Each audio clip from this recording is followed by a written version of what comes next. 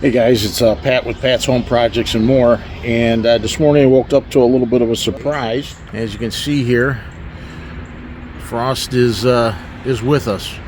So I need to get working and get this insulation in the ceiling of the shop so that we can run some heat. Okay guys, so we're here in the shop, and something that we want to take a look at before we get into actually putting the insulation in is how we're going to protect the area from our soffit through between our rafters here to keep good airflow from getting up to your vents or your ridge vent, whatever you have up at the top. So we want to make sure we're not blocking that with insulation. Now, the insulation that I'm putting in, it's a R38. And according to the instructions on it, it's going to expand to about 12 inches. So we want to make sure that we have enough clearance for that. And 12 inches from here, at this point here, this is as high as the insulation is going to be without going into the cavity area. So we want to get our insulation all the way out onto this top plate, but we don't want to block this. Now, typically, you'll often find in the stores product like this, that it's just foam. And this particular one has the box out area for here on top of the soffit. And something like this is just going to, fit in here.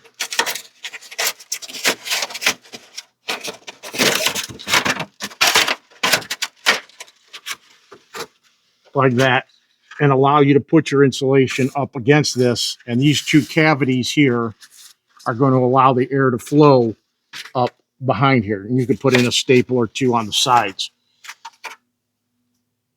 But I'm not real keen on these, and I've got a way that's going to do it just as well, if not better, at less cost.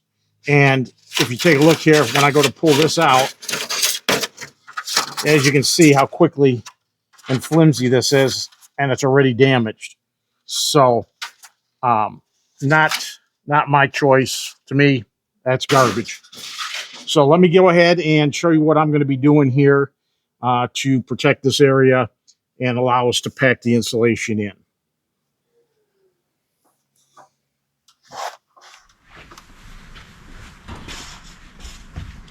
Okay guys, so what I've got here is just your typical weed fabric.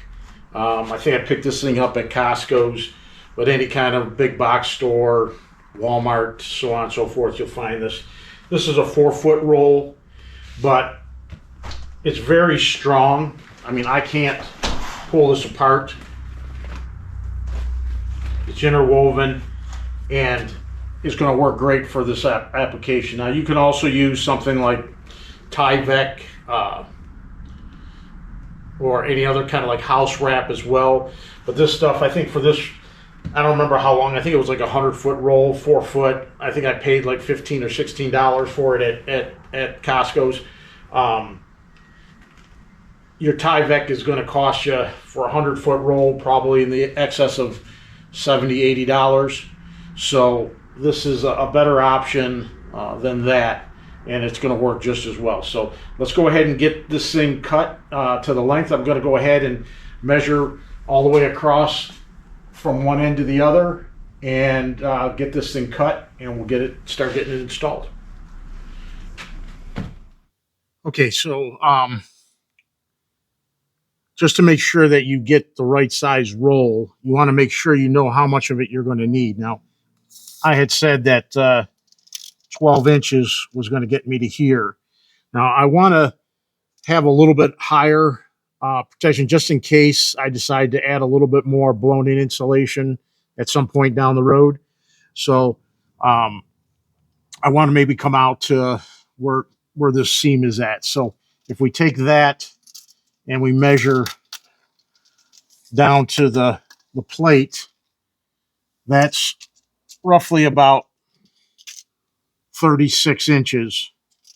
And then coming down, and the front plate is about another 12. So that's 48 inches. So that that 4-foot roll will work perfect for this application. If you have somewhere where you're not putting in as much insulation, you know, you might be able to get away with a 36-inch roll. Okay, so I've cut the fabric to length and I've folded it in half, with the creased area going to be in towards the wedge or the soffit area of the ceiling. So I've folded that over, and then I went ahead and pulled it up into the attic area there, and I'm going to go ahead and pull it all the way across, so it's just laying across the top of these beams all the way down.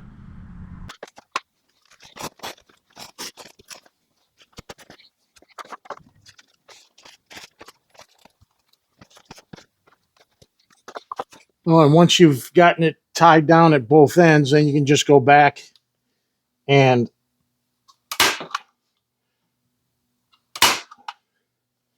hit it with a staple at each point there.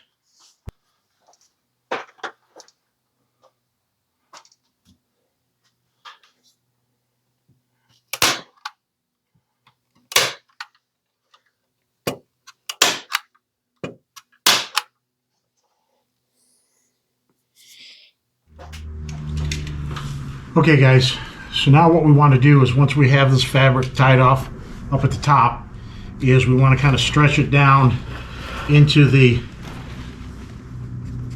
wedge area of your rafters. And you can just hold it there, pull on the bottom a little bit, hold it there, and then just put some additional staples as far down as you can go with them.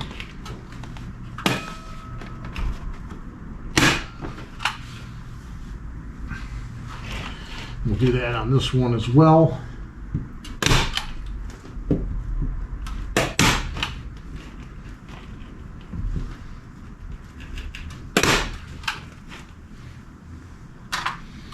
And once you've done that, I recommend getting one of these kind of knives, you know, one of these ones that open up and you can snap the blade pieces off. Just gives you a long, thin extension that you can reach and tuck this thing back into that wedge as much as possible.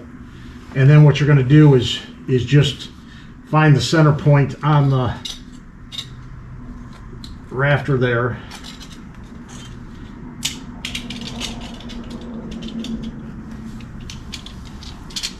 Find the center point, and you're just going to cut right down the center of it.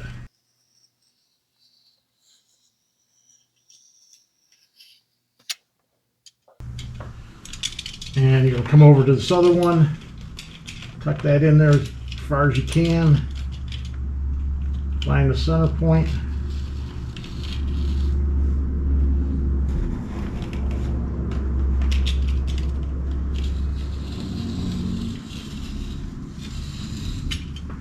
And just cut along that.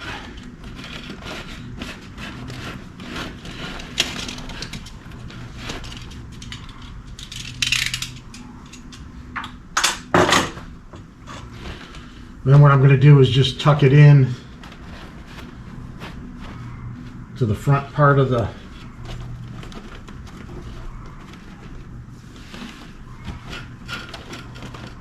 soffit area there. And then I'm just going to put a few staples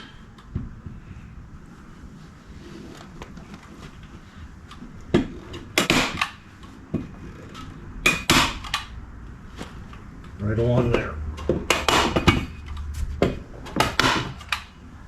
And this will keep your air cavity open. Doesn't have to be super tight or anything like that, but it's, as long as it's not going to go all the way and touch the roof decking. And then you're just going to continue this down from one end to the other.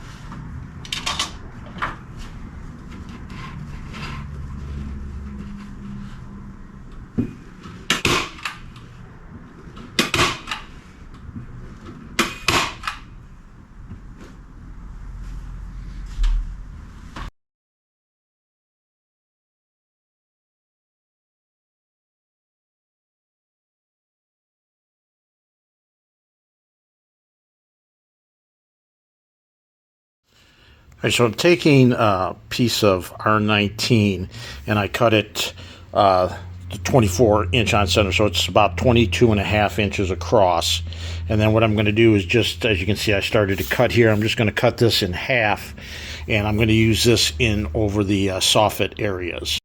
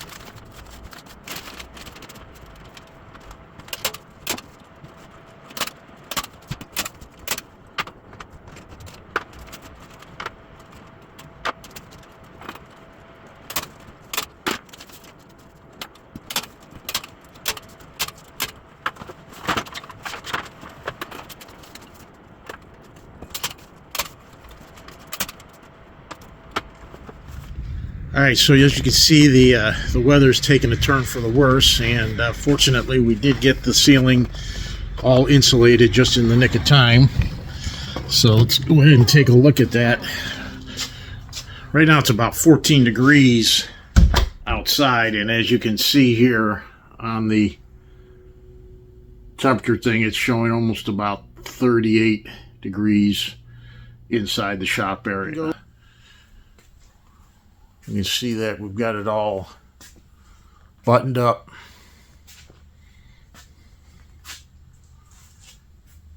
The only thing I have left to do here is to put up the ceiling material, which I'm considering using a white metal roofing.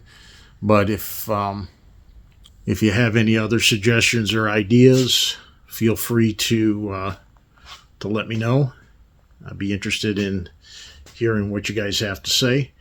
Okay, so the last thing that we're still going to need to do is to make some adjustments to the garage door so that it's airtight. Right now I'm getting a little bit of air leaks coming in, and I've got a little bit of gaps in some of the spots near the floor, which is a potential for some mice and stuff to get in, and we don't want that. So I'm going to make some adjustments on that. That'll be on another video. So that's going to wrap it up for today.